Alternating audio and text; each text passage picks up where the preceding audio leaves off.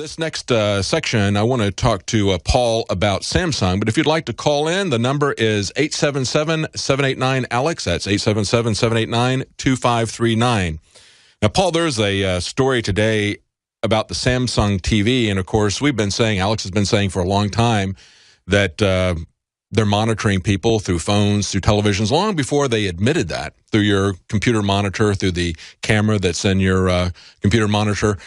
Long before they admitted that, Alex was saying that, you were saying that, and now Samsung is basically putting out a policy, a privacy policy, when you buy their smart television that, as an Electronic Frontier Foundation activist pointed out in a tweet here, it looks exactly like Orwell's 1984. You know, this says, please be aware that if your spoken words include personal or other sensitive information, that information will be among data captured and transmitted to a third party through your use of voice recognition. And he puts that side by side with the clip from 1984 where it says any sound that Winston made above the level of a very low whisper could be picked up. And of course, there was no way of knowing whether you were being watched at any given moment. That's the world in which we live. But of course, I guess, Paul, many people are willing to just willingly go into this Orwellian nightmare so they can use the latest electronic gadget.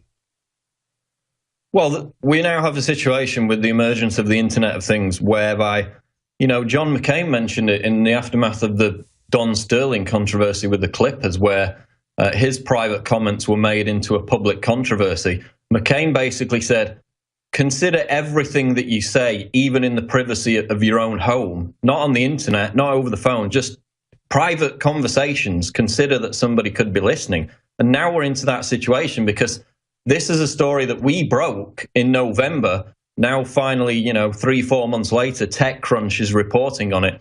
And I found, or I sent a link to Samsung's global privacy policy, and it basically says what you just read out, that they basically warn people not to engage in sensitive conversations because they're being recorded and potentially handed to a third party, because Samsung's smart TV works via voice activation and voice control. So, you know, you direct the television to turn on, to flip to a certain channel. They're also recording everything you say. What they don't report in TechCrunch today is the fact that one of our listeners actually contacted Samsung about this, called them up and asked, quote, is that what this is? Are you complying with a federal court order to record what's going on in my living room? The answer from the Samsung representative was, yes, sir, exactly.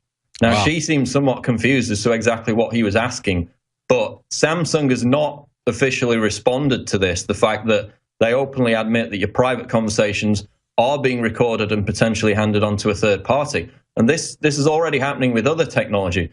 Microsoft Kinect users who were playing video games based around football management simulations, during the game, if their team was losing and they shouted out obscenities in their own living room, the microphone from the Kinect picked up those obscenities, and within a day they received a notification from Microsoft which basically punished them, took away some credits from their account because they'd used these obscenities during the game. So even in the privacy of their own living room, their private conversations, the words they speak, are being picked up and then you later use to punish them in terms of their game credits. So now Samsung admits that it's basically recording your private conversations. They could be passed on to this third party, which has created the software for the voice control.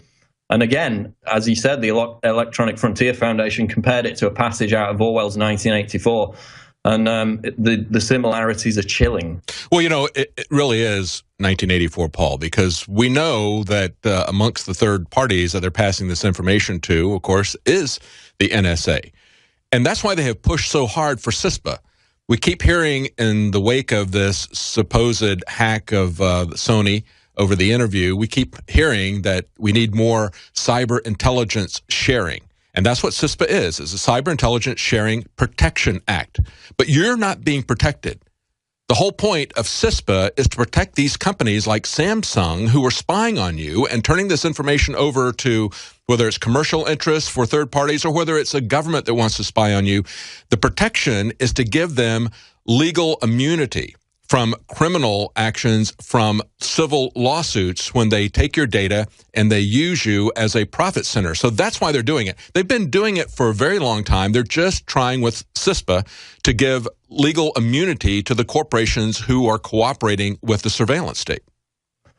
Yeah, and the NSA, I mean, William Binney has made the point many times. The size of NSA facilities, like the one in Bluffdale, Utah, are so big that Binney makes the point they can't just be for storing metadata. They wouldn't need facilities the size that they have and they're building more of just to store that data. They must be storing the personal content of people's private conversations, both online, email, text messages, and even through things like this voice activation program eventually. So it's not just about the metadata, it's about your private conversations.